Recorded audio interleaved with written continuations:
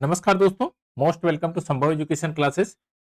भारत का भूगोल की इस सीरीज में आज ये हमारा छठा पार्ट है। 5 पार्ट को हमने खत्म किया है। छठे पार्ट में हम और आगे की तरफ जितने भी काल हैं उनको देखेंगे, यानी कि तृतीय युग से अभी प्रारंभ करेंगे हम। 2 युगों तक हमने देख लिया था, यानी कि आप कहेंगे कि मेसोजोइक तक हमने स्टडी कर लिया। पेनिनसुला ऑफ इंडियन प्लेटो के बारे में स्टडी किया। What is importance of peninsula of Indian plateau, इसको भी देखा। तो आज का जो हमारा ये सेशन है, इसमें हम सेनोजोइक पीरियड, ये तृतीय युग का पीरियड है, इसको हम देखेंगे और इसके सारे इंपॉर्टेंस को समझेंगे। तो सेनोजोइक जो पीरियड है, ये 7 करोड़ वर्ष पूर्व शुरू हुआ। 7 करोड़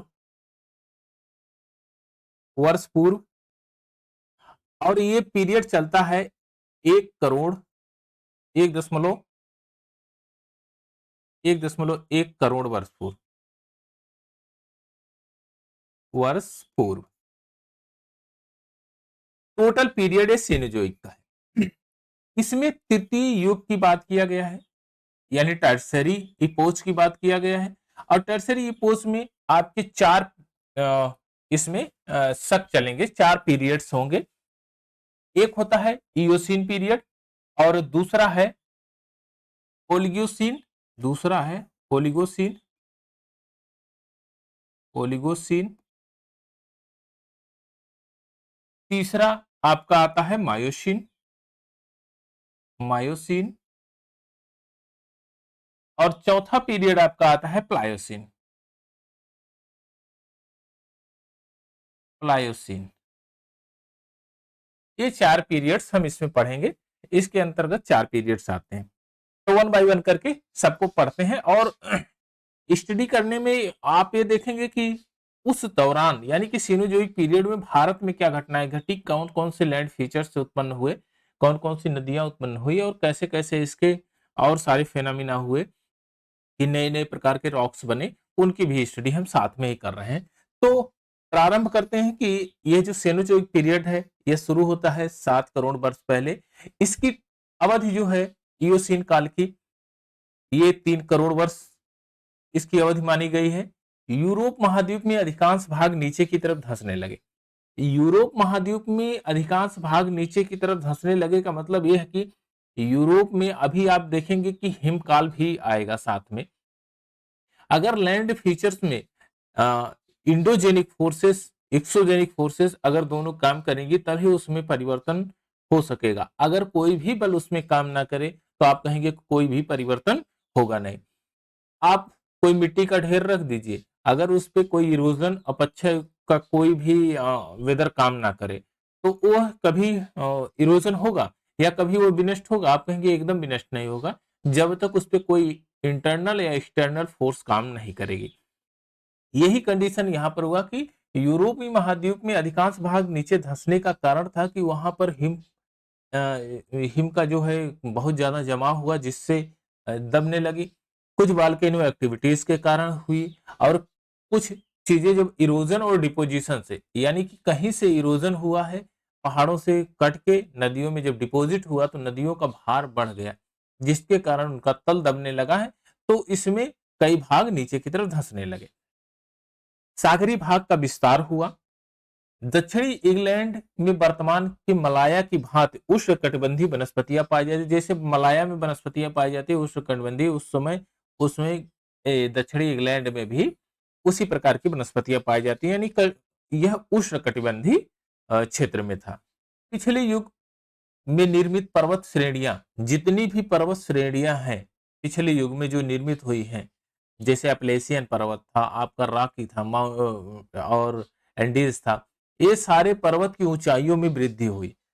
ये सभी पर्वत की ऊंचाइयों में वृद्धि हुई, तो आप ये कहेंगे कि प्लेट टेक्टोनिक फोर्सेस काम करना शुरू कर दी थी। प्लेट टेक्टोनिक फोर्सेस काम करना शुरू करेंगी, तभी जाके उनके जो है भू में परिवर्तन होगा, या उनके लैंड फीचर में परिवर्तन होगा। हिंद महासागर, अटलांटिक महासागर का विकास हुआ इसी काल में, यानी कि इयोसीन पीरियड में आपके हिंद महासागर और अटलांटिक महासागर का विकास होता है। बड़े पैमाने पर ज्वालामुखी के कारण आर्कटिक, स्कॉटलैंड, आयरलैंड, प्रायद्वीप, प्रायद्वीपीय भारत यानी जो आपका पेनिनसुला जो साउथ का एरिया है, the प्लेटू of peninsula of India, उसका भी इसी समय विकास हुआ। क्यों विकास हुआ? क्योंकि वहां ज्वालामुखी एक्टिविटी सबसे ज्यादा उत्पन्न हुई। और ज्वालामुखी एक्टिविटीज से आपको पता है कि अगर ज्वालामुखी एक्टिविटीज से इंडियन प्लेटों पर इतनी परत जम गई थी कि कहीं पर कि 300 मीटर की परत थी तो कहीं 3000 मीटर की भी परत ये लावा जम गया था। और इसी लावे का अपक्षय अपर्दन होने के कारण काली मिट्टी का निर्माण हुआ है। अत्यधिक लावा जमाव होने के कारण जमा हो गया। सागर में रेंगने वाले जीव लुप्त हो गए। जो सागर में रेंग के चलने वाले थे वो जीव लुप्त हो गए। लेकिन मैमल्स, मैमल्स मतलब जो स्तनपान करवाते थे जीव, वो हैं। लेकिन कौन कौन से हैं? वो दो ही प्रकार के हैं, प्रारंभिक व्हेल और सागरीय गाय। जो सागरी गाय है और प्रारंभिक व्हेल जो थी वही बचे हुए हैं, क्योंकि वो बड़े जीव थे तो उनका अस्तित्व खत्म करना इतना आसान नहीं था। क्योंकि आपको पता है पिछले पीरियड में हमने पढ़ा था कि जो सागरी जीव है वो मांसाहारी हुए और वे छोटी मछलियों को, छोटे जीवों को खाने लगे। जो बड़े जीव थे छोटे जीव को खाने लगे। तो जाहिर सी बात है कि व्हेल बहुत सबसे बड़ी जीव है और उसको खाना इतना आसान नहीं या किसी के बस की बात नहीं, तो वह अपने अस्तित्व बचा के ही रखेगी। अब बता, सागरीय मछलियों में अधिकांश ने अपना वर्तमान स्वरूप धारण कर लिया है। वर्तमान स्तनधारी जीवों में अनेक प्रकार के स्थल पर प्रादुर्भाव हुआ। यानी कि स्थलों पर भी जो मैमल्स थे, स्तनधारी जीव थे, उनका भी प्रादुर्भाव हुआ, जिसमें हाथी, घोड़ा, राइनोसेरस, सुअर, अन्य जानवरों के पूर्वज का उद्भव और विकास इसी युग में हुआ। तो आप कह सकते हैं कि हाथी, घोड़ा, राइनोसोरस, ये सुअर जैसे जानवर इयोसीन पीरियड में ही इनका विकास हुआ था। इनका ओरिजिन इयोसीन पीरियड में हुआ। बड़े बड़े रेंगने वाले जीव तिरोहित हो गए, परंतु मगर और कच्छप का विकास हुआ। मगरमच्छ आपने देखा होगा कि बहुत ज्यादा वो कीचड़ उचड़ में रह के, और वो बहुत विषम परिस्थितियों में भी जिंदा रह सकता है। वो पृथ्वी पर लैंड फीचर पर भी रह सकता है और इसमें वाटर बॉडी में भी रह सकता है। तो दोनों जगह रहने के लिए उसकी बॉडी अनुकूल है, इसलिए उसने अपने अस्तित्व को बनाए रखा। इस समय प्राचीन में म्यांमार में बंदर तथा गिब्बन का आविर्भाव हुआ। और सबसे खास बात, हिमालय की रचना इसी काल में होती है। हिमालय की रचना इसी काल में होती है, इयोसीन पीरियड में। आप ध्यान से देखेंगे तो यहाँ पर दो चीजों को बहुत ज्यादा एलिब्रेट किया गया कि हिंद महासागर और आर्कटिक, अटलांटिक महासागर, हिंद महासागर और अटलांटिक महासागर का विकास इसी पीरियड में हुआ और हिमालय की भी रचना इसी पीरियड में होती है। तो आप कहेंगे प्लेट टेक्टोनिक फोर्स काम करना शुरू कर दी, यानी इंडियन प्लेटो जाके तिब्बत प्लेटो यानी एशियन प्लेटो में सबडक्शन शुरू हो गया। अगर सबडक्शन शुरू होगा तभी जाके इसमें फोल्डेड माउंटेन बनेंगे। अब इंडिया की बात करें तो इंडिया के रिस्पेक्ट में क्या क्या घटनाएं घटी है, आइए उनको भी देखते हैं। उत्तर का विशाल पर्वतीय माला, जाहिर सी बात है अगर हिमालय का ओरिजिन हुआ है तो हिमालय की जो पर्वतीय माला, जो फोल्डेड माउंटेन बनेंगे, उनका भी एक भौगोलिक स्ट्रक्चर होगा। कैसे कैसे है उनके बारे में भी विशेषताएं देखते हैं। हिमालय का निर्माण एक लंबे भूगर्भिक ऐतिहासिक काल से गुजरकर संपन्न हुआ। जाहिर सी बात है इयोसीन पीरियड में शुरुआत हुई है और ये आधुनिक समय यानी कि इस समय होलोसीन पीरियड तक चल रहा है। अभी भी सबसे युवा पर्वत हिमालय है, क्योंकि उसकी जो ऊंचाई है ये प्रत्येक वर्ष बढ़ रही है, यानी कि उसके अंदर भौगोलिक हलचल आज भी जारी है। इसके निर्माण के संदर्भ में कोबर भूसन्नति जियोसिंक्लाइन थ्योरी बहुत ज्यादा प्रसिद्ध है और हेरी हैंस का प्लेट विवर्तन की प्लेट टेक्टोनिक सिद्धांत भी इसमें सबसे ज्यादा सक्रिय है। और इन्होंने ही बताया कि प्लेटें एक दूसरे के पास जाकर सबडक्शन होती हैं, जिससे फोल्डेड माउंटेन बनते हैं। तो कहा कि 7 करोड़ वर्ष पूर्व हिमालय के स्थान पर टिथिस सागर था। अब 7 करोड़ वर्ष पूर्व यानी कि तृतीय युग की बात कर रहे हैं ये, और तृतीय युग को हम यही पढ़ रहे हैं। तृतीय युग में 7 करोड़ वर्ष पूर्व टिथिस महासागर था। टिथिस महासागर, टिथिस भूषण नदी जो थी वह कुछ इस प्रकार से थी। चलिए एक हम स्ट्रक्चर ड्रा कर लेते हैं।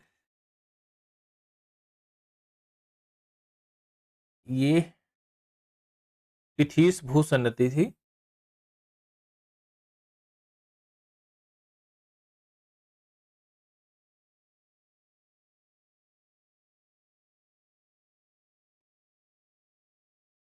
यहां पर आपका ये आ जाएगा, इस टिथिस सागर है, थोड़ा सा फिल कर देते हैं, ये टिथिस सागर है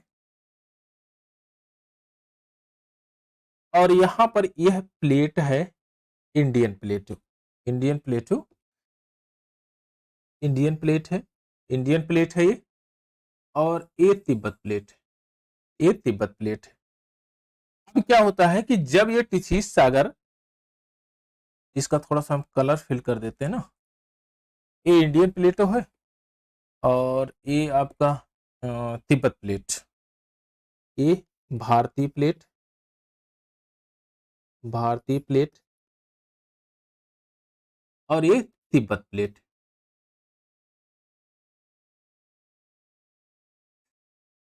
ये तिब्बत प्लेट है। आप ये बताइए कि जब यह इधर की तरफ जाके मूव करेगा और ये इधर की तरफ है, मूव कर रहा है, मूव नहीं कर रहा है एक्चुअली, ये इस तरह पर स्टेब्लिश है, तो कुछ ना कुछ गति से इसमें जरूर है, तभी यह जाके यहां पर टकरा के और फोल्डेड माउंटेन बनेगा। अब ये फीचर तो आपने इस तरह से देख लिया कि यह आपका इंडियन प्लेटो है, इसके बीच में ये तिथिस सागर है, ये तिथिस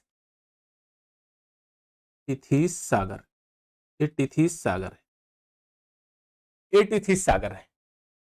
अब यहां पर क्या करता है कि भारतीय प्लेट आगे की तरफ मूव कर रही है, और भारतीय प्लेट अगर आगे की तरफ मूव करेगी तो ध्यान से देखिएगा कुछ इस प्रकार से फिर अगली कार्रवाई होगी।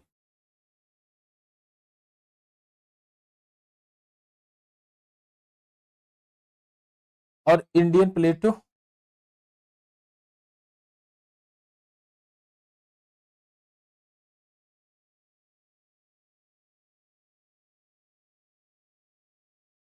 ये आपका तिब्बत का प्लेटो है।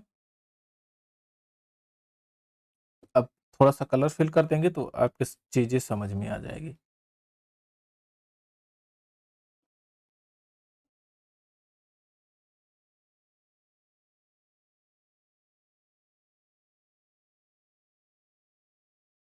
यहाँ पर ये चीजें देखिए, ये इंडियन प्लेट हो और ये आपका तिब्बत प्लेट, और यहां पर आपका तैयार होता है ये फोल्डेड माउंटेन। अब जब इसके अंदर ये सबडेक्ट करेगा तो इसी तरह से ये फोल्डेड माउंटेन बनता हुआ आगे की तरफ चला जाएगा। अब अगर आप इसको फिल कर देंगे, आप इसको फिल कर दीजिए,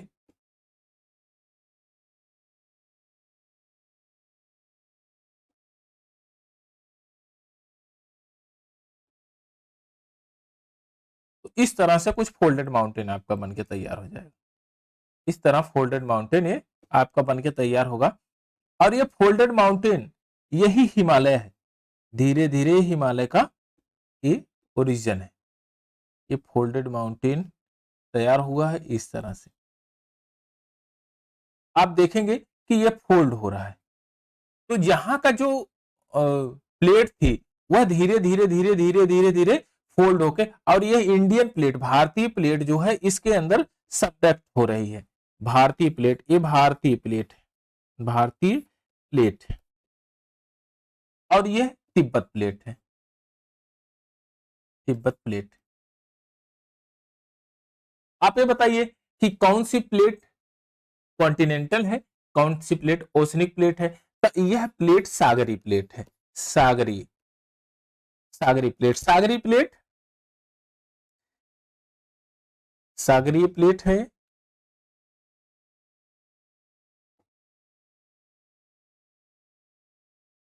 सागरी प्लेट, और यह प्लेट कॉन्टिनेंटल है।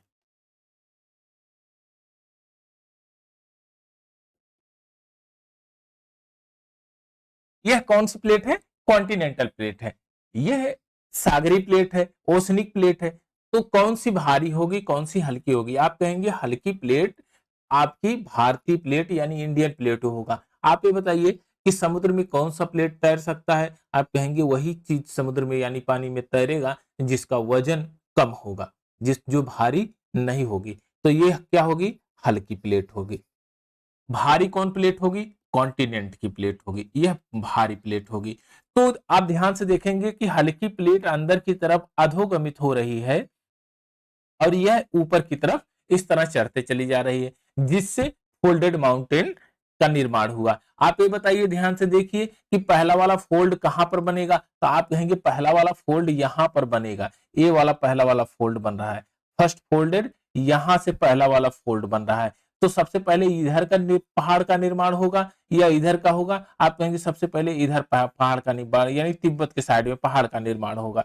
तो अभी हम हिमालय के सारे कंपोनेंट को देखेंगे। फिलहाल में हमने ये देखा कि भारतीय प्लेट जब तिब्बत प्लेट से टकराती है तो ये टिथीस सागर, जो यहाँ का जो टिथीस सागर था, वो यहाँ मलबे के रूप में हो गया।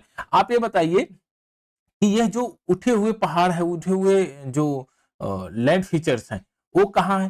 कहेंगे यहाँ से जो प्लेट जो निकले हुए हैं वो है, और कुछ यहाँ पर आ गए हैं टिथीस सागर के। आप ध्यान से देखेंगे, अगर मैं यहाँ पर एक छोटा सा यहाँ टिथीस सागर का हिस्सा यहाँ पर बना दूं, तो आप कहेंगे कि यहाँ पर मैं कुछ फिल कर देता हूं। ये मान लीजिए ये टिथीस सागर का, ये टिथीस सागर। आप ये बताइए यह अवसाद के रूप में होंगे कि नहीं?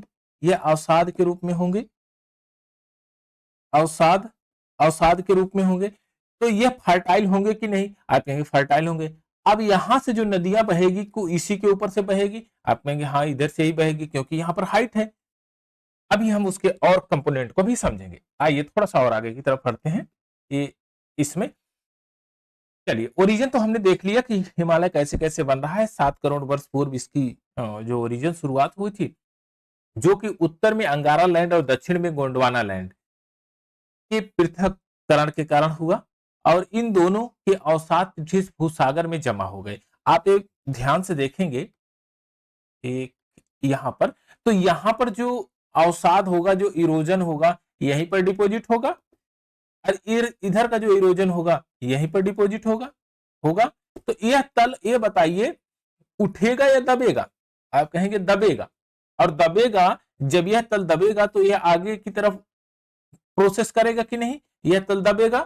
तो यह जब तल दबेगा, किसी चीज, कोई आप लकड़ी ले लीजिए, उसके सेंटर में मास को बढ़ाते रहिए, तो आप क्या करेंगे कि जो किनारे वाले हैं छोर, वो धीरे धीरे आगे की तरफ प्रोसीड करके हुए आगे की तरफ दबेंगे, और बीच वाला भाग नीचे की तरफ दब जाएगा। यह नीचे की तरफ दबेगा तो ये लोग आगे की तरफ मूव करेंगे। यही कंडीशन यहाँ पर होती है, क्योंकि इसके गर्त में जितने भी सेडिमेंट होंगे उसमें अवसाद जो है सागरी अवसाद की मात्राएं मिलेगी, जिसके कारण आप एक पता कर सकते हैं कि यह यहाँ पर भू जो है पहले सागर था या नहीं था।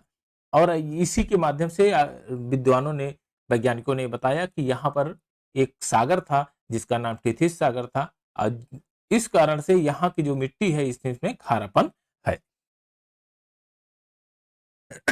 अब ये कह रहा है कि भूसन्नति, जो अवसाद का जमाव हुआ तो अवतलन हो गया, नीचे की तरफ दब गया। परिणाम स्वरूप दोनों संलग्न अग्रभूमियां दबाव जनित संचलन भू संचलन उत्पन्न हुआ।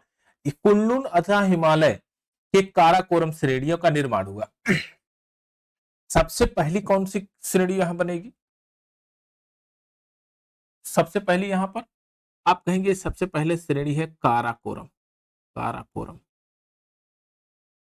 सॉरी, काराकोरम नहीं है, काराकोरम से पहले एक है कुनलुन। कुनलुन, इसको हम इरेज कर देते हैं यहीं पर। चलिए, यहाँ ये है ये एक है कुनलुन। कुनलुन, कुनलुन, कुनलुन, और ये एक, फिर उसके बाद बनती है पहले नंबर पे कुनलुन, दूसरे नंबर पे काराकोरम। काराकोरम, काराकोरम। आप इंडिया के मैप को थोड़ा सा निहारेंगे तो कुछ इस प्रकार से आप देखेंगे, हिमालय का जो ये क्षेत्र है, अब ध्यान से देखिए, तो यहां पर काराकोरम है, यह काराकोरम है, काराकोरम, और यहां पर ये आपका एक पामीर की गांठ है, पामीर की गांठ, पामीर की गांठ है, और यहां से ये हिंदुकुश पर्वत है, सॉरी ये हिंदुकुश, ये है सॉरी, हिंदुकुश, हिंदुकुश, हिंदुकुश, हिंदुकुश पर्वत की श्रेणियां है, और ये कुनलुन है, ये कुनलुन पर्वत की श्रेणियां है, कुनलुन श्रेणी, एक कुनलुन श्रेणी है। तो यह पूरा ओवरव्यू मैप था। अब आइए इसमें देखते हैं कि टिथिस भूसन्नति के मध्य में वलन से अप्रभावित या अल्प प्रभावित क्षेत्र यानी तिब्बत का पठार के नाम से जाना गया। जो ये प्लेटो था, ये तिब्बत प्लेटो था आपका, यह प्लेटो तिब्बत का प्लेटो था, आपने यहां पर देखा। वर्तमान समय में हेरी हेंस द्वारा प्रतिपादित प्लेट विवर्तन की सिद्धांत, यानी हेरी हेंस ने कौन सा सिद्धांत दिया था? प्लेट विवर्तन की, यानी प्लेट टेक्टोनिक थ्योरी हेरी हेंस के थे। हिमालय की उत्पत्ति का सर्वश्रेष्ठ व्याख्या करती है। इसके अनुसार लगभग 7 करोड़ वर्ष पूर्व उत्तर में स्थित यूरेशियन प्लेट की ओर भारतीय प्लेट, यूरेशियन प्लेट की ओर भारतीय प्लेट के उत्तर पूर्व दिशा में गतिमान हुआ। अब आप गतिमान की स्थिति जब देखेंगे तो यहां पर आप देख सकते हैं कि यह उत्तर पूर्व दिशा में गतिमान हो रहा है। 2 से 3 करोड़ वर्ष पूर्व ये भूभाग अत्यधिक निकट आ गए और जिनमें से टिथिस सागर के अवसादों में वलन पड़ने के कारण हिमालय का उत्थान प्रारंभ हो गया। 1 करोड़ वर्ष पूर्व हिमालय की सभी श्रृंखलाओं का आकार ले चुकी थी, यानी 1 करोड़ वर्ष पूर्व हिमालय सभी प्रकार के जितनी भी श्रृंखलाएं थी वो बन गई थी। तो 1 करोड़ आपने पढ़ा है कि तृतीय युग चलता है 7 करोड़ से लेकर 1 करोड़ 10 लाख तक, और 1 करोड़ में ही ये बन के तैयार थी। तो यानी कि तृतीय युग में ही इनके सारे जो पर्वत श्रेणियां थी वो बन के तैयार है, आगे आगे की तरफ प्रोसीड कर रहे हैं, मूव कर रहे हैं, यानी कि उनके आकार में वृद्धि हो रही है। सेरोजोइक महाकल्प कल्प में इयोसीन तथा आल्गियोसीन कल्प में बृहद हिमालय का निर्माण हुआ, क्योंकि इसके जो है 4 पीरियड हैं, इयोसीन, आल्गियोसीन, मायोसीन, प्लायोसीन। इसमें इयोसीन और आल्गियोसीन 2 ऐसे कल्प हैं जिसमें बृहद हिमालय का निर्माण हुआ। तो सबसे पहले कौन बना? कुनलुन घाटी, फिर उसके बाद क्या बना? काराकोरम, फिर लद्दाख, फिर जास्कर, फिर ग्रेटर हिमालय। तो बृहद हिमालय का निर्माण यहां पर होता है। आप यहां पर देखेंगे तो थोड़ा सा आगे बढ़ाएं, यहां पहले नंबर बनता है कुल्लून, कुल्लून, दूसरे नंबर पर बनता है काराकोरम, काराकोरम, तीसरे पे बनता है लद्दाख, चौथे पे बनता है जास्कर, पांचवें पे बनता है ग्रेट हिमालय, बृहद हिमालय, ग्रेट हिमालय के नाम से आप जानते हैं। तो यह सीक्वेंस है। आप ये बताइए कि यह नॉर्थ की तरफ है कि नहीं? यह सबसे नॉर्थ में है, नॉर्थ में, फिर उसके दक्षिण में ये है, फिर उसके दक्षिण में ये है, यानी कि यह अगर आप देखेंगे तो ये नॉर्थ की तरफ टिल्ड होके, यानी कि आप कहेंगे ग्रेटर हिमालय से नॉर्थ की तरफ सीक्वेंस बताइए, तो आप कहेंगे जास्कर, लद्दाख, काराकोरम और कुल्लुन। ये इस तरह से आप बता सकते हैं। चलिए, शिवालिक हिमालय का निर्माण बृहद हिमालय, लघु हिमालय की श्रेणियों द्वारा लाए गए अवसादों से हुआ है। ध्यान में रखिएगा, ये इरोजन और डिपोजिशन का कमाल है इनका। शिवालिक और हिमालय का जो निर्माण हुआ है, शिवालिक हिमालय का, वो बृहद हिमालय और लघु हिमालय के कारण हुआ है, और ये प्लायोसीन काल में हुआ है। प्लायोसीन यानी प्लायोसीन की अगर बात करेंगे तो ये तृतीय युग के एकदम 4th पार्ट में जो हुआ है। इसका जो टाइम पीरियड था 1 करोड़ वर्ष था, यानी कि आप ये कह सकते हैं कि 2 करोड़ 50 लाख से लेकर 1 करोड़ 10 लाख तक का ये पीरियड, टाइम पीरियड रहा इसमें। अच्छा, अगर आप ये बृहद हिमालय, लघु हिमालय और शिवालिक हिमालय, फिर कैसे आप सीक्वेंस बनाएंगे इसका, आप इसको देख लीजिए। ये थोड़ा सा अब यहाँ पर आपने कुल्लून को देखा, उसके बाद कौन सा हिमालय बनेगा, तो लघु हिमालय बनेगा, लघु हिमालय, ये छठा नंबर पे लघु हिमालय, हिमालय। और फिर सातवें नंबर पे क्या बनेगा आपका शिवालिक हिमालय, शिवालिक, शिवालिक हिमालय। तो ये सब हिमालय की जो है कंडीशंस हैं, कैसे कैसे ये नॉर्थ की तरफ सारे मूव कर रही हैं। पहले सबसे दक्षिण में शिवालिक, और उसके बाद लघु हिमालय, फिर ग्रेटर हिमालय, फिर जास्कर, फिर लद्दाख, फिर काराकोरम, फिर कुल्लू। इस तरह से पर्वत श्रेणियों का निर्माण हुआ।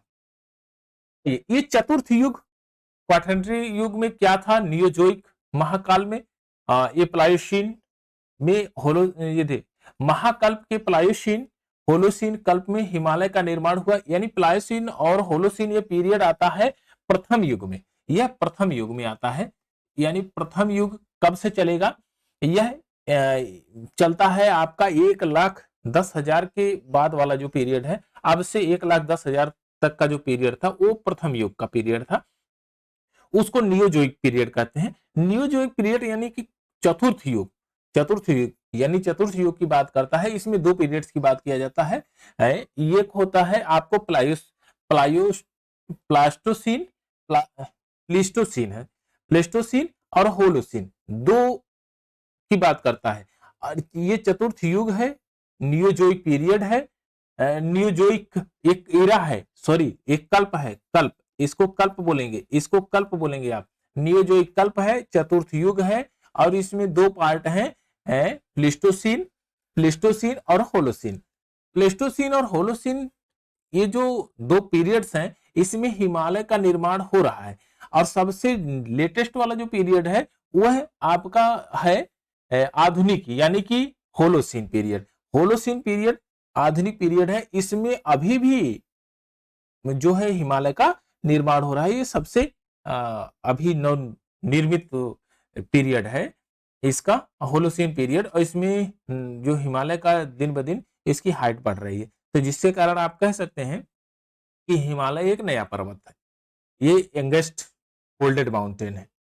हिमालय का वास्तव में अभी भी एक युवा पर्वत के रूप में है, एक यंगेस्ट पर्वत है जो फोल्डेड माउंटेन है, जिसका निर्माण कार्य अभी भी समाप्त नहीं हुआ है। ज्ञातव्य है कि हिमालय के क्षेत्र में आने वाले भूकंप, हिमालयी नदियों निरंतर परिवर्तन होते होते मार्ग एवं पीर पंजाल श्रेणी में 1500 से 1850 मीटर की ऊंचाई पर मिलने वाले झीलों का निक्षेप, जिसको आप कहते हैं करेवा, करेवा के नाम से जाना जाता है। जो झीलें हैं, जो झीलों का निक्षेप है वहां पर, वो करेवा के नाम से जाना जाता है। वह हिमालय के उत्थान के अभी भी जारी रहने के संकेत देते हैं।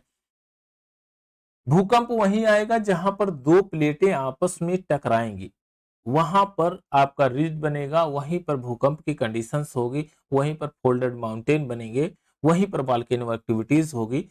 तो हम जब ये फायर रिंग पढ़ेंगे तो उसमें हम देखेंगे कि विश्व में कहां कहां भूकंप जनरेट हो रहे हैं और कहां कहां वोल्केनो एक्टिविटीज हो रही हैं।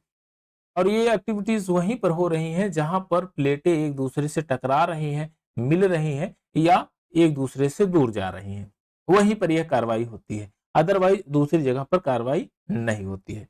तो आइए थोड़ा सा और आगे की तरफ बढ़ते हैं। ओलिगोसिन तक क्या है, ओलिगोसिन पीरियड, इसका जो प्रारंभ होता है वो 4 करोड़ वर्ष पूर्व होता है, 1.5 करोड़ इनका टाइम पीरियड है। इस युग में स्थल भाग का प्रसार होता है और विस्तार होता है, जल भाग में संकुचन होता है, हरासमेंट होता है। यानी कि अब प्लेटें एक दूसरे की तरफ बढ़ रही हैं, किसी में प्लेटें एक दूसरे के अधोगमित हो रही है, तो कहीं पर प्लेटें बाहर की तरफ फोल्डेड माउंटेन बना रही हैं, और कहीं दूर जा रही हैं जहां पर रिज्ट बन रहा है, खाई बन रही है। अमेरिका और यूरोप में भूपटल पर महान भू हलचल होने के कारण आल्प्स पर्वत बना। आल्प पर्वत कहाँ है, यूरोप में है। और अपलेशियन पर्वत कहाँ है, यह अमेरिका में है। आल्प्स पर्वत यूरोप में है, अपलेशियन पर्वत अमेरिका में है। का निर्माण हुआ, अधिकांश भागों में गर्म एवं शीतोष्ण कटिबंध जलवायु का विस्तार हुआ, परंतु कुछ भागों में शीतल जलवायु चक्र प्रारंभ हो गया। जाहिर सी बात है, अब प्लेटें मूवमेंट कर रही हैं तो जलवायु कटिबंध में परिवर्तन होगा, यानी शीतोष्ण, कहीं शीत पड़ेगी, कहीं उष्ण जलवायु होगी, कहीं शीतोष्ण होगी, दोनों प्रकार की जलवायु पाई जाएगी, क्योंकि प्लेटें एक दूसरे से मूव कर रही हैं। अब आता है उसके बाद Miocene period. Miocene period time period होता है 2.5 करोड़ वर्ष पूर्व से शुरुआत होती है, 1.4 करोड़ वर्ष तक चलती है। शक्तिशाली भू हलचल के कारण सागरीय क्षेत्रों में संकुचन होता है। अभी आपने देख ही लिया कि अंदर की तरफ इंडोजेनिक फोर्सेस काम कर रही हैं, और जिसके कारण भू हलचल हो रही है, और वहां वॉल्केनो एक्टिविटीज हो रही हैं, जहां पर फोल्डेड माउंटेन भी बन रहे हैं और रिज्ड भी बन रहे हैं। ह्रास हुआ और स्थल भाग का विकास होता है। रूम सागर के चारों तरफ आवृत हो गया है। रूम सागर उसके चारों तरफ इस तरह से फायरिंग की तरह, मतलब प्लेटें का विखंडन हुआ, जिसके कारण उसमें भूगल चले आई है। एशिया और यूरोप महाद्वीप में स्थलीय भाग एक दूसरे से संलग्न थे। अधिक वर्षा के कारण इन क्षेत्रों में अपरदन में अधिक वृद्धि हो चली थी। अज्ञात भू हलचल के कारण अज्ञात भू हलचल के कारण आल्प्स पर्वत का निर्माण हुआ, तथा हिमालय के द्वितीय द्वितीय श्रेणी का निर्माण होता है। द्वितीय श्रेणी में कौन सा आता है? पहले आपका बना है कुनलुन, उसके बाद आपका ये बना है कुनलुन बनता है, और उसके बाद काराकोरम बनता है, फिर लद्दाख बनता है, फिर जास्कर बनता है। ये प्रथम श्रेणी के हैं। फिर उसके बाद द्वितीय श्रेणी का यहाँ पर आपका बनता है ये ग्रेटर हिमालय, जास्कर, और ये लद्दाख, जास्कर और ग्रेटर हिमालय। महा हिमालय का उत्थान, ऊंचाई में वृद्धि हुई इस समय। जाहिर सी बात है, अगर द्वितीय श्रेणी के है ये जो ग्रेटर हिमालय है, वो उसका जो उत्थान हो रहा है आउटर ऑफ ग्रेटर हिमालय का, तो द्वितीय श्रेणी की उसमें आ रहा है, और उसका उत्थान आज भी कंटिन्यू हो रहा है। ज्वालामुखी क्रिया भी अधिक सक्रिय थी। ज्वालामुखी संबंधी दशाओं में पर्याप्त अंतर था। कहीं पर यह शुष्क और कहीं पर रेगिस्तानी प्रकार की थी। तो कहीं पर जब रेगिस्तान वहीं बनेंगे जहां पर बहुत ज्यादा हीट होगी और वाटर बॉडी कम होगी, यानी कि वहां पर जल की अधिकता नहीं होगी, तो वहां पर ही रेगिस्तान बनेंगे। आप ये बताइए, जहां पर जल की अधिकता होगी, पर्याप्त जल होगा, और वहां पर जो शीतोष्ण जलवायु होगी, क्या वहां पर रेगिस्तान बनेंगे? इस तरह से रेगिस्तान नहीं बनेंगे। हम जब लेटीट्यूड पढ़ेंगे तो उसमें हम देखेंगे कि कहाँ पर घासें पाई जाएगी, कौन से लेटीट्यूड पे रेगिस्तान पाए जाएंगे, तो उसमें हम लोग देखेंगे उसको। कहीं पर ठंडी तथा कहीं पर तर जलवायु है। नम एवं तर जलवायु के कारण उत्तरी अमेरिका, यूरोप में पतझड़ वाले वृक्षों, मेपल, ओक और पॉपुलर जिसका विकास होता है। ऊंचे क्षेत्रों में सीडर का विकास हो गया। उत्तरी मैदान, उत्तरी अमेरिका के मैदान जैसे प्रेरी घासों का भी आवरण हुआ। जहां पर शीतोष्ण जलवायु होगी, वहां पर ये प्रेरी घास पाई जाएंगी। यानी प्रेरी घास उसी क्षेत्र में पाई जाएगी जहां पर शीतोष्ण जलवायु होगी, और यहाँ पर आपकी नम और तर दोनों प्रकार की जलवायु पाई जाती हैं। अब नेक्स्ट यह है प्लायोसीन पीरियड। अब आता है इसका प्लायोसीन पीरियड, और ये चतुर्थ युग का सबसे लास्ट वाला पीरियड है। इसका 1.1 करोड़ से लेकर ये पीरियड चलता है 10,000 पीरियड, 10,000 लाख तक ये पीरियड चलता है। तो इसमें 1 करोड़ वर्ष इसका जो टाइम पीरियड है। इस युग में सबसे बड़ी विशेषता इस बात की है कि इस समय वर्तमान महासागरों तथा महाद्वीपों के रूप में प्राप्त हुआ, यानी वर्तमान महासागरों तथा महाद्वीपों के रूप प्राप्त हुए। यानी कि आप प्लेट विवर्तनिकी से जब चीजें एक दूसरे की तरफ बढ़ी, और जहां पर प्लेट अलग हुई वहां पर सागर का निर्माण हुआ। जहां पर प्लेट एक दूसरे से मिली और दबाव के कारण फोल्डेड माउंटेन वहां पर बने। तो एक तो लैंड फीचर्स का निर्माण हुआ, दूसरे सागरों का भी निर्माण होता है। स्थल भाग के खिसकने तथा उसमें जल के संग्रहण के कारण उत्तरी सागर, कृष्ण सागर, ब्लैक सी, अरब सागर, कैस्पियन सागर का निर्माण हुआ। पर्वत निर्माण क्रिया मंद गति से चलती रही। हिमालय के तृतीय उत्थान जैसे शिवालिक श्रेणियां। तो आप ये जानेंगे कि पहला उत्थान आपका, दूसरा उत्थान ग्रेटर हिमालय, तीसरा उत्थान उत्थान आपका शिवालिक हिमालय है। तो पहले उत्थान में जास्कर, दूसरे में ग्रेटर हिमालय, तीसरे में शिवालिक का उत्थान हुआ। जलवायु संबंधी जो ही दशाएं, वर्तमान दशाएं हैं, इसी लेटीट्यूड के अनुसार थी, परंतु शीतोष्ण कटिबंध का विस्तार अधिक था। शीतोष्ण कटिबंध, भारत ट्रॉपिकल रीजन में है, उष्ण कटिबंध में है, लेकिन वह शीतोष्ण कटिबंध का है। यह क्वेश्चन बार बार पूछा जाता है, क्यों ऐसा है? क्योंकि ये जो है इसी हिमालय के कारण है। ये हिमालय के लैंड फीचर्स इस तरह से करता है, बनाता है इसको, कि जब इंडियन मानसून, दक्षिण पश्चिम मानसून आगे की तरफ बढ़ती है तो हिमालय से रुक जाती है और इंडिया में खूब अच्छी खासी बारिश करती है, जिसमें मासिनराम चेरापूंजी एक ऐसा प्लेस है जो इंडिया का, वर्ल्ड का सबसे हाईएस्ट रेन, औसत एवरेज रेन वाला रीजन है। लेकिन जब नॉर्थ साइबेरिया से कोल्ड विंड आती है तो भी यह हिमालय एक बैरियर का काम करता है जो वहां पर रोक लेता है, और बहुत ज्यादा ठंडी नहीं होती है। यहाँ पर इंडिया में बहुत ज्यादा ठंड नहीं पड़ती है, इसलिए इंडिया शीतोष्ण जलवायु का क्षेत्र पाया जाता है। यहाँ पर दोनों प्रकार की जलवायु पाई जाती है। कुछ वनस्पतियां का यूरोप में विनाश हो गया, परंतु उत्तरी अमेरिका और चीन में उसका विकास होता है। तो जाहिर सी बात है, अगर प्लेटें एक दूसरे की तरफ जा रही हैं, कहीं दूर जा रही हैं, कहीं पास आ रही हैं, तो लेटीट्यूड से खसक रही हैं, और लेटीट्यूड से खसकेंगी तो जाहिर सी बात है उनके जो है मौसम में परिवर्तन होगा, और मौसम में परिवर्तन होगा तो वनस्पतियां जो उस मौसम के अनुकूल नहीं होंगी उनका विनाश हो जाएगा। फिर आता है ये सबसे लास्ट वाला पीरियड जो आपका आधुनिक पीरियड अभी चलेगा, ये नियोजोइक पीरियड, इसको न्यूटन पीरियड कहते हैं। ये 10 लाख से चलता है, और ये आधुनिक आप कह सकते हैं कि आज तक वर्तमान तक आप ले लीजिए, आज तक ये कंटिन्यू चल रहा है। इसका जो टाइम पीरियड है इसको क्या कहा गया? ये चतुर्थ युग कहा गया। इसके टाइम पीरियड को चतुर्थ युग कहा गया। चतुर्थ युग को दो पार्टों में बांटा गया, एक बांटा गया प्लेस्टोसीन और एक बांटा गया होलोसीन में। एक बांटा गया होलोसीन, ये होलोसीन, एक प्लेस्टोसीन और दूसरा होलोसीन, दो पीरियड्स में इसको बांट के पढ़ा गया। अच्छा, प्रारंभिक काल में अब प्लेस्टोसीन में क्या क्या घटनाएं हुई, कैसे कैसे, इसको भी समझ लेते हैं।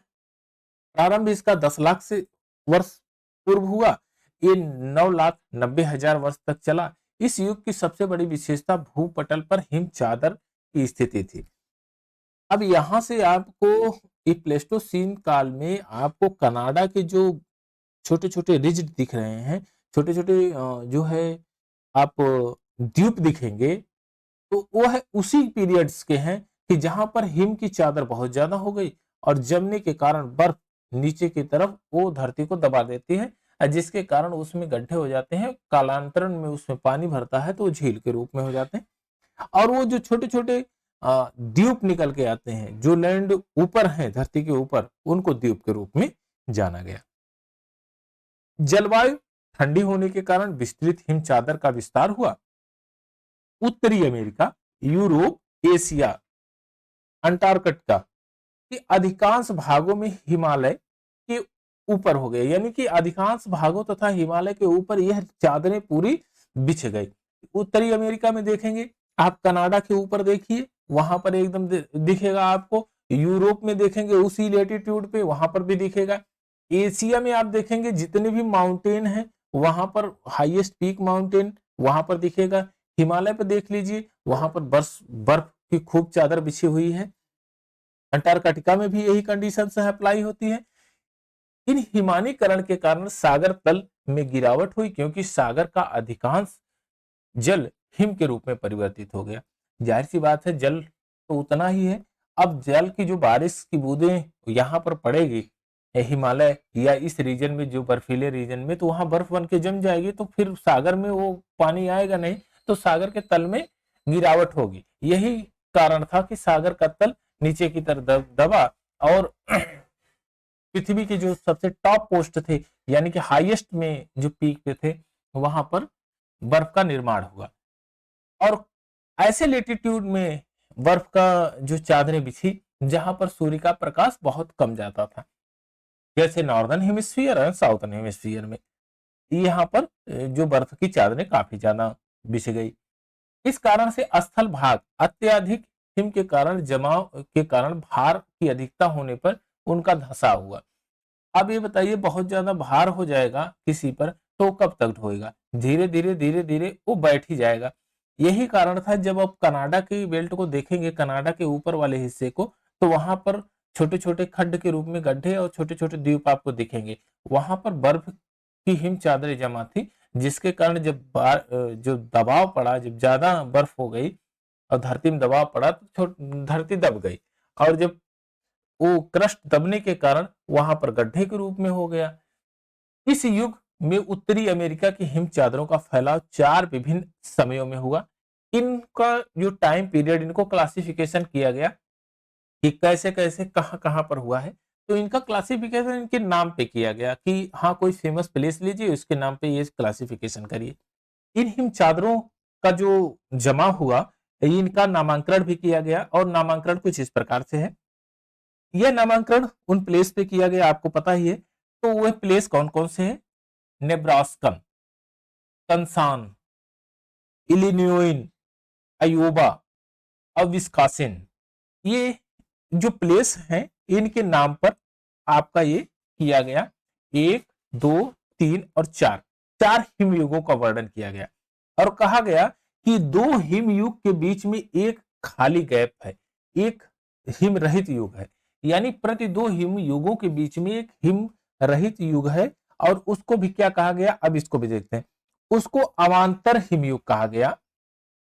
अवांतर इंटीग्रेटिकल पीरियड कहा गया, इंटीग्रेटिकल पीरियड कहा गया। यह पीरियड्स वे पीरियड हुए जो नेब्रास्कन और कंसास के बीच में गैप बताते हैं। नेब्रास्कन और कंसास के बीच में अफ्टोनियन पीरियड था, जो कि खाली हिम रहित पीरियड था। अवांतर हिमयुग था। कंसास और इलिनोइन के बीच में यारमाउथ एक पीरियड था ये। और इलिनोइन और विस्कासिन के बीच में संगमन पीरियड अवांतर हिमयुग था।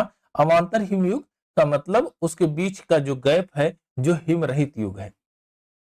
इस प्रकार वाल्टर पेंक, ब्रुकनर ने यूरोप में गुंज, मिंडेल और रिस बुर्ग 4 हिमयुगों का निर्धारण किया। यह तो अमेरिका की बात की गई, अमेरिका में ये था, अमेरिका में था ये। लेकिन अगर यूरोप की बात किया जाए तो आप यहां देखेंगे पेंक और ब्रुकनर ने किया था। गुंज, मिंडेल, रिस और बुर्ग, ये 4 थे, 4 हिमयुग। युग कहां? यूरोप में, यूरोप में थे 4 हिमयुग, यूरोप में थे। हिमानी के पिघलने के बाद धरातल पर अनेक प्रकार की वनस्पतियों का जो है प्रादुर्भाव होता है। और यहां पर देखेंगे दृश्यावली उपस्थित होती है। जाहिर सी बात है, वनस्पतियां रहेंगी तभी दृश्यावली उपस्थित होगी। उत्तरी अमेरिका में बृहद झीलें, ग्रेटर लेक, जो आप उत्तरी अमेरिका की जितनी आप झीलें देखेंगे वह एक सीक्वेंस में है, एक ही सीक्वेंस में है। जब हम नॉर्थ अमेरिका, साउथ अमेरिका पढ़ेंगे तो उसमें हम इस चीज का अध्ययन करेंगे कि यह झीलें सीक्वेंस में क्यों है, ऐसा क्यों कहा गया कि यह, क्या उस सीक्वेंस में भगवान ने उसको अरेंज कर दिया था? ऐसा था नहीं। ऐसा उसकी प्रकृति की देन थी कि जहां पर हिमयुग हुआ तो वहां पर जो चादरें थी वो जमा हो गई। अब भार बढ़ने के कारण धरातल दब गया और धरातल दबने पर एक जो सीक्वेंस में चादरें जमा थी, हिम चादरें, वही दबाव के कारण वहां पर जो गड्ढे बने उसी में झीलें बनी। वही बृहद झील एक सीक्वेंस में हुआ, इनका आविर्भाव हुआ। विकास, इसका विकास नॉर्वे, स्वीडन, स्विट्जरलैंड, उत्तरी इटली झीलों के विकास इसी समय में हुआ था। नॉर्वे में फ्योर्ड, फ्योर्ड तट का निर्माण, नॉर्वे आप देखेंगे फ्योर्ड तट, नॉर्वे कुछ इस प्रकार से है।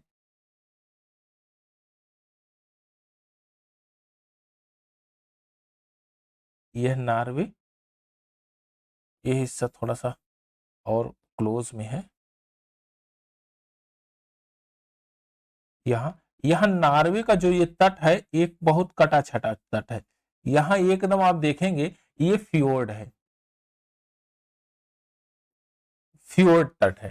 फ्योर्ड तट पे जो है एकदम पूरा कटा छटा था। तो यह हिमयुग उसी हिमयुग का था जिसका निर्माण हिमचादर के उतार के कारण हुआ था। जब हिमचादरें उतर गई, वहां से रिट्रीट हुई, तो जब लैंड फीचर्स दिखने लगे तो कुछ कटे छटे ही दिखे, क्योंकि हिमचादरों के कारण कुछ दब गए थे। धरातल पर हिम चादरों के पिघलने और हटने के कारण सागर तल में उभार हुआ। अब जब धरातल पर हिम चादरें हट जाएंगे तो उसका पानी तो सागर में जाएगा, तो सागर के तल में उभार होगा। स्थल भाग पर भार कम हो जाने के कारण स्थलीय भाग ऊपर की तरफ उठने लगे। जाहिर सी बात है, अगर आप किसी के ऊपर से भार हटा देंगे तो वह धीरे धीरे ऊपर की तरफ उत्थान करने लगेगा, आराम से रिलैक्स हो जाएगा। यही कंडीशन धरती का हुआ ही। स्कैंडिनेविया अब भी प्रतिवर्ष 1 सेंटीमीटर की गति से ऊपर उठ रहा है। तो आप ये जानते हैं कि स्कैंडिनेविया में कभी खूब ज्यादा हिमपात रहा होगा, यानी हिम की चादरें रही होगी। अब हट गया तो प्रत्येक वर्ष इसका उत्थान हो रहा है। आज भी उसका उत्थान प्रत्येक वर्ष हो रहा है। हिमानीकरण, सागरों में हिमानीकरण के समय में प्रवाल का विनाश तथा पिघलने पर पुनः विकास हुआ। आप हिमानीकरण में प्रवाल की बात करेंगे, अगर प्रवाल की बात करेंगे तो प्रवाल प्रवाल के लिए 20 से 30 डिग्री सेल्सियस सेल्सियस टेम्परेचर चाहिए, ताप चाहिए। 20 से 30 डिग्री। आप ये बताइए, बर्फ जब जमा दीजिएगा तो 0 डिग्री से नीचे ऐसे ही पहुंच जाएगा, तो वहां पर क्या प्रवाल जन्मेंगे? आप कहेंगे नहीं जन्मेंगे। ये जन्मेंगे कहां पर? जो 23.5 नॉर्दर्न हेमिस्फीयर है, साउदर्न हेमिस्फीयर, यही लेटीट्यूड पे जन्मेंगे, 23.5 डिग्री उत्तरी और दक्षिणी पर। आप ग्रेट बैरियर रीफ देख लीजिए, आप लक्षद्वीप देख लीजिए, और छोटे छोटे द्वीप देख लीजिए, ये सब प्रवाल भित्ति हैं, मूंगा चट्टानों से निर्मित हैं। साधारण तौर पर स्थल रूपों ने अपना वर्तमान रूप धारण कर लिया, जलवायु अत्यंत परिवर्तनशील हो गई। जाहिर सी बात है, अगर आप कोई भी प्लेस जो है ट्रैपिक ऑफ कैंसर और ट्रैपिक ऑफ कैप्रिकॉर्न से दूर जा रहा है, तो वहां पर निश्चित रूप से ठंडी होगी। अब दूर जाने का मतलब 23.5 डिग्री नॉर्दर्न हेमिस्फीयर से दूर जा रहा है, यानी कि नॉर्दर्न पोल की ओर जा रहा है, तो उसके टेम्परेचर में कमी होगी। इसी प्रकार 23.5 डिग्री साउदर्न हेमिस्फीयर से अगर साउथ पोल की तरफ जा रहा है तो वहां पर भी उसके टेम्परेचर में कमी होगी, क्योंकि सूर्य 23.5 northern hemisphere and 23.5 southern hemisphere में यहीं तक लाई करता है, बाकी नहीं जाता है कहीं। तो इसके बाद जो भी लैंड फीचर्स हैं, वहां पर बर्फ का जमाव होगा, वहां पर सूर्य की किरणें नहीं पहुंच पाएंगी, तो वहां बर्फ नहीं पिघलेगी। अब नेक्स्ट है उत्तर भारत का विशाल मैदान। यह सबसे ज्यादा इंपॉर्टेंट है, और भारत के भूगोल की इस सीरीज में यह यहां से सब चीज ये इस पर उत्पन्न होता है, यानी कि सर्वगुण संपन्न यह धरातल है। इसमें धन धान्य से ये परिपूर्ण है। यह पूरा धरातल भारत का विशाल जो मैदान है, एक गंगा सिंधु ब्रह्मपुत्रा का मैदान, ये पूरे फर्टाइल जमीनें हैं, और यहाँ पर समतल होने के कारण यहाँ पर जनसंख्या यानी पॉपुलेशन भी बहुत ज्यादा है। तो आइए इसका भी एकदम ओवरव्यू ले लेते हैं। यह नवीनतम भूखंड है, हिमालय की उत्पत्ति के बाद इसका निर्माण हुआ। तो जाहिर सी बात है, गंगा हिमालय से ओरिजिन है, आती है तिब्बत के प्लेटो से होते हुए, तो हिमालय को काट छांट के ले आके फिर यहाँ पर डिपॉजिट की है। ये तो जो डिपोजिशन है हिमालय से ही है, तो यह सबसे नया है। अब हिमालय भी नया पर्वत है तो यह भी नया है। अब नियोजोइक क्वाटरनरी और नियोजोइक पीरियड्स महाकाल का था ये, और प्लेस्टोसीन होलोसीन कल्प का था, जो है इपोच। ये प्लेस्टोसीन और होलोसीन ये इसको पीरियड्स, होलोसीन पीरियड्स में इसका निर्माण होता है, प्लेस्टोसीन और होलोसीन। जाहिर सी बात है, प्लेस्टोसीन अगर होलोसीन की बात करेंगे तो आप जानेंगे कि यह प्लेस्टोसीन तो वर्तमान जो चतुर्थ युग है, और होलोसीन ये अभी का है, करंट का, यानी अब जो चल रहा है। और ये आपका चतुर्थ युग का ये पीरियड था। ये इसका 10 लाख से लेकर 9,90,000 तक इसका पीरियड चला था, ये टाइम पीरियड था। उसके बाद आता है होलोसीन पीरियड। होलोसीन पीरियड में ही ये दोनों पीरियड में इसका निर्माण हुआ, क्योंकि जब पर्वत निर्माण होगा तभी तो इरोजन होगा, तभी डिपोजिशन होगा। तृतीय युग में हिमालय का निर्माण हुआ, चतुर्थ युग में ये पूरे जो गंगेटिक प्लेन है, सिंधु ब्रह्मपुत्र का जो प्लेन है, इसका निर्माण होता है, और इसका निर्माण नदियों द्वारा होता है। टिथिस भूसन्नति के निरंतर सकरा तथा छिछला होने पर हिमालयी एवं दक्षिण भारतीय नदियों द्वारा लाए गए अवसाद के जमा होने के कारण मैदानी भाग का निर्माण हुआ, अवसादों के कारण ही हुआ है। पुराने जलोढ़ और बांगर नए जलोढ़ खादर कहलाए, यानी कि पुराने जो जलोढ़ थे वो बांगर कहलाए, नए जलोढ़ जो नया जलोढ़ बना जिससे मिट्टियों का इरोजन हुआ और डिपोजिशन हुआ, डिपोजिशन वाला क्षेत्र वो खादर कहलाया। इन मैदानी भाग में प्राचीन वन प्रदेशों के दब जाने के कारण कोयला पेट्रोलियम के क्षेत्र भी मिलते हैं। अच्छा, कोयला पेट्रोलियम के क्षेत्र सबसे ज्यादा जो है कहाँ मिलेंगे, तो आपका वहीं पर मिल सकते हैं जहां पर नदियों का जो है काफी समय से बहाव रहा हो, और नदियां जब वनस्पतियों को उसमें दबा दी तो उसके ऊपर रॉक्स या सेडिमेंट को जमा कर दी, तो काफी वर्षों तक वह उसके नीचे दबा रह गया, जिसके कारण से वह कोयले के रूप में परिवर्तित हो गया। कार्बोनिफेरस में आपने देखा था कोयले का ही जमाव के कारण उसको कार्बोनिफेरस कहा गया।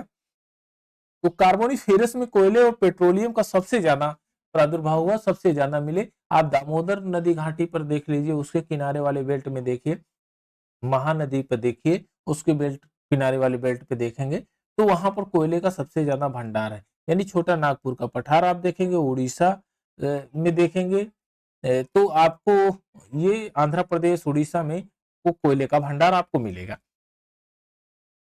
चलिए, हमारी बृहद जनसंख्या का जीवन जो है भारत का विशाल मैदान ही है, क्योंकि यहाँ जलोढ़ मिट्टी एलुवाइल सॉइल से फसल उपजाए जाते हैं। ये आपको पता ही है, बहुत बढ़िया से जानते हैं कि जलोढ़ मिट्टी वे मिट्टी होती है जो पत्थरों को यानी पहाड़ों को काट के और छोटे छोटे रॉक्स को सागर नदियां ले आती हैं और इसको डिपॉजिट कर देती हैं जो मैदानी भागों में। ऐसा डिपोजिशन क्यों करती हैं? क्योंकि उनके बहाव में कमी हो जाती है और वो उस सेडिमेंट को ढो नहीं पाती हैं, तो वहां पर उसको डिपॉजिट कर देती हैं और उसी से आपका जलोढ़ मृदा का निर्माण हो जाता है। इस मैदानी भागों में भूमिगत जल की विशेष एकदम विशाल मात्रा है। जाहिर सी बात है, अगर कोई श्रिंकन चीज है, कोई सोखने वाला चीज है, तो उसमें अगर जल की मात्रा रहेगी, जल डालिएगा तो काफी समय तक वह स्थिर रहेगा, सोख के वो रखेगा, वो पता नहीं चलेगा कि इसमें जल है, लेकिन वो सूखा रहेगा। आप ये बताइए कि अगर यहाँ की मिट्टियां डिपोजिशन वाली मिट्टी है, तो जाहिर सी बात है इसके अंदर पानी की प्रचुर मात्रा होगी जरूर, और पानी की अगर प्रचुर मात्रा हुई तो यहाँ पर जल का विशाल भंडार भी मिलेगा। अवसादी भूगर्भिक संरचना के कारण यहाँ पेट्रोलियम पदार्थों की संभावित संचित भंडार है। जो शिवालिक हिमालय का आप बेल्ट देखेंगे तो यहाँ पर संभावनाएं है कि यहाँ पर पेट्रोलियम बहुत ज्यादा होगा और कोयले की भी मात्रा होगी, क्योंकि यहाँ पर नदी बहुत प्राचीन काल से बहते हुए आ रही है, जिससे इरोजन और डिपोजिशन किया है, जिसके कारण बहुत से जीव या ये जंगल की जो लकड़ियां हैं, वनस्पतियां हैं, वो दबने के कारण कोयले का भी निर्माण हुआ है। अब इसका ये लास्ट पीरियड जो होलोसीन पीरियड है, जो हम वर्तमान में जी रहे हैं, यह प्रारंभ 10,000 वर्ष पूर्व से होता है। इसकी अवधि वर्तमान समय तक आज तक है। वर्तमान समय में होलोसीन प्लेस्टोसीन के उपरांत का काल है, प्लेस्टोसीन के बाद होलोसीन आता है। अब इसको कहीं कहीं आप पोस्ट प्लेस्टोसीन कह देते हैं और कहीं पर और पोस्ट ग्लेशिकल पीरियड भी कह देते हैं। आज से 10,000 वर्ष पहले इस युग का प्रारंभ हुआ। इसमें हिम चादर का उतार हुआ, हिम चादर रिट्रीट हुई, हुई और प्लेस्टोसीन युग के समय में हिमानीकरण के फलस्वरूप ब्रिटेन यूरोप से जुड़ गया था, परंतु इस युग में हिम के पिघलने के कारण यूरोप से अलग हो गया। स्थलाकृतियां आप ध्यान से देखेंगे अगर इसको यूरोप यूरोप को, तो आप देखेंगे कि यह ब्रिटेन, यहां पर हिमानीकरण के कारण ब्रिटेन यूरोप से जुड़ गया था। ग्रेट ब्रिटेन यूरोप से जुड़ा था तब जब उस पे हिम चादरें बिछी हुई थी। जब हिम चादरों का जो रिट्रीट हुआ वो पिघलने लगी तो स्थल तो खत्म हो गए, जहां पर खड्ड थे वहां जल भर गया, तब वहां आज स्थलाकृतियां अलग अलग दिख रही हैं, लेकिन कभी वहां पर हिम चादर जमने के कारण वहां स्थलाकृतियां एक समान थी। स्थलाकृतियां आज के ही समान है। जलवायु संबंधी दशाओं की समानता होने लगी, परंतु उत्तरी अफ्रीका, मध्य पूर्व एशिया, मिडिल ईस्ट जो एशिया है उसमें शुष्कता की अधिकता होने लगी। जो मिडिल ईस्ट एशिया है वहां पर शुष्कता होगी, क्योंकि सूर्य की किरणें वहां पर तिरछी पड़ती हैं, तो बहुत ज्यादा वहां पर पड़ती नहीं है। अगर सूर्य की किरणें नहीं पड़ेंगी तो वहां पर हीटिंग नहीं होगी, वहां पर शुष्कता बनी रहेगी। अच्छा, कुछ ऐसे जगह होगी जैसे आपका 23.5 से थोड़ा सा आप 5 डिग्री उत्तर में जाएंगे तो लगभग 30 डिग्री या 33 लेटीट्यूड पे आप देखेंगे तो वहां पर रेगिस्तान का ही प्रादुर्भाव है, और सबसे ज्यादा रेगिस्तान उसी क्षेत्र पे पाया जाता है, क्योंकि ना तो वहां पर बारिश हो पाती है और ना ही वहां पर बहुत ज्यादा सूर्य का प्रभाव रहता है, तो वहां पर रेगिस्तान का उद्भव और विकास होता है। जो हिम चादर है इसके पीछे हट जाने तथा अपेक्षाकृत गर्म जलवायु के आ जाने के कारण यूरोप में पुनः वनों का विकास होता है और सागरीय जीव वर्तमान अवस्था को प्राप्त हो गए हैं। स्थल पर मनुष्यों की कृषि करना और पशुपालन करना शुरू कर दिया। जैसे वर्तमान में आप पूरा कृषि कर रहे हैं और पूरे लैंड फीचर्स को एक्वायर किए हैं और उस पर कई प्रकार की योजनाएं चला रहे हैं, तो यह सब आधुनिक भारत का जो सिनेरियो है। तो हमने शुरुआत पृथ्वी के ओरिजिन से लेकर होलोसीन पीरियड यानी आज तक के पीरियड्स को देखा, और इसमें भारत के रिस्पेक्ट में बात किया कि गोंडवाना लैंड और क्या कब बना, कब उत्तर का पर्वतीय पठार बना, कब हिमालय का ओरिजिन हुआ और कैसे कैसे हिमालय के कौन कौन से काल में ओरिजिन हुए, तो इन सब की हायरार्की हमने इसमें देखा है। अब नेक्स्ट वाले पीरियड में हम इसके भौतिक प्रदेश देखेंगे, फिजिकल रीजन ऑफ इंडिया, तो उसमें हम और बारीकियों से पढ़ेंगे फिजिकल रीजन ऑफ इंडिया में कि जो पीरियड्स हिमालय बना है वो कैसे बना है और क्या कब कब उसका निर्माण हुआ है, उसके क्या लैंड फीचर्स हैं, क्या क्या इंपॉर्टेंस है, कौन सी घाटियां बनी है, कौन से दर्रे बने हैं, कौन सी नदियां बहती हैं, इन सब चीजों का हम फिजिकल रीजन ऑफ इंडिया में स्टडी करेंगे।